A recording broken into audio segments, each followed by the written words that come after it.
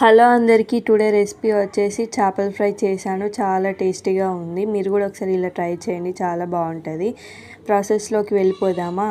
First చేప ముక్కల్ని మంచిగా కట్ చేసుకొని మంచిగా వాటర్లో సాల్ట్ కొంచెం లెమన్ పిండి మంచిగా ఫ్రెష్గా కడుక్కోవాలి. కడుక్కున్నాక చేప ముక్కలకి కారం, ఉప్పు, ధనియాల పొడి, గరం మసాలా, కొంచెం ఫిష్ మసాలా యాడ్ చేశాను.